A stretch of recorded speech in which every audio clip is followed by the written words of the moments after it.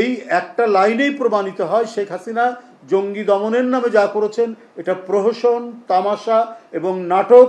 আন্তর্জাতিক বিশ্বকে তিনি দেখাতে চেয়েছেন বাংলাদেশে জঙ্গিবাদ আছে, ইসলামী উগ্রবাদের উত্থান হতে পারে শেখ হাসিনা ক্ষমতায় না থাকলে পরে।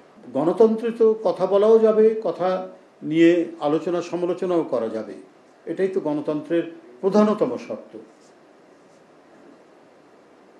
সেগুলো রয়েছে। কিন্তু এই যে বিশ্বব্যাপী অপতথ্য ছড়াচ্ছেন যারা, তারা ইতিপূর্বেও করেছে। বিএনপি যখন ক্ষমতায় অথবা বিএনপি অপোজিশনে থাকলেও নানাভাবে কালিমালিপ্ত করার জন্য তারা নানা ধরনের প্রচেষ্টা চালিয়েছে।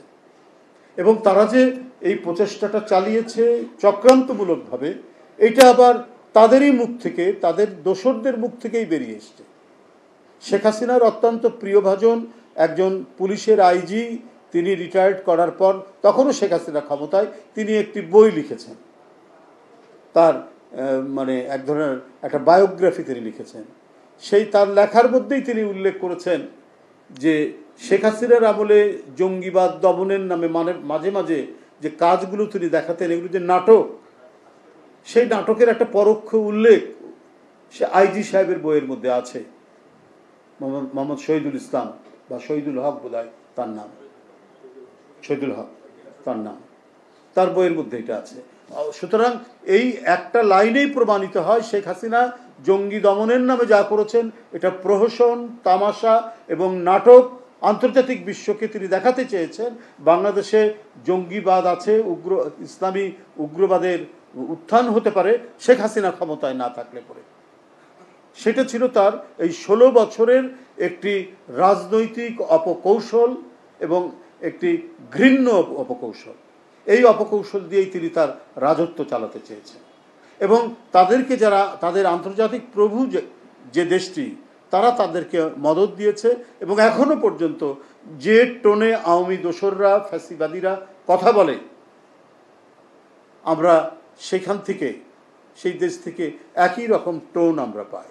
আমরা তো এটাও জেনেছি যে আওয়ামী লীগের যে সন্ত্রাসীরা 16 বছর এখানে হত্যা, খুন, জখম এবং রাষ্ট্রীয় সন্ত্রাসী বাহিনী অর্থাৎ তাদের যে সমস্ত পুলিশ, র্যাবের লোকরা যারা পালিয়ে গিয়েছে,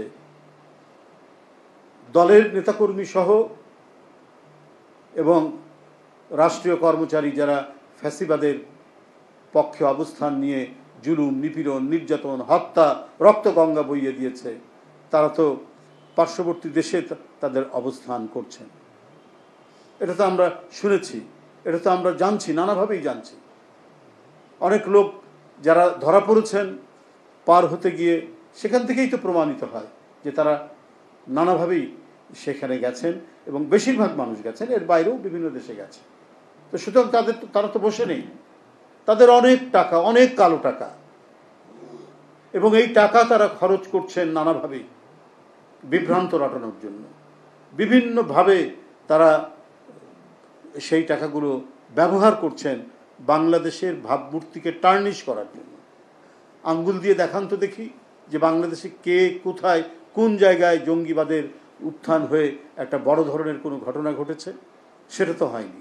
কিন্তু যে কাজগুলো তাদের পক্ষে করা সম্ভব, তারা সে কাজগুলি এখন বসে থেকে করছেন কোনো দেশে আশ্রয় নিয়ে। তাদের তো প্রচুর টাকা, আমি আগেই বলেছি, এত টাকা তারা করেছেন, এত অবৈধ উপার্জন করেছেন, এত লুটপাট করেছেন, সেই টাকা তারা এখন এই দেশের ভাবমূর্তিকে কলঙ্কিত করার কাজে চেষ্টা করছে।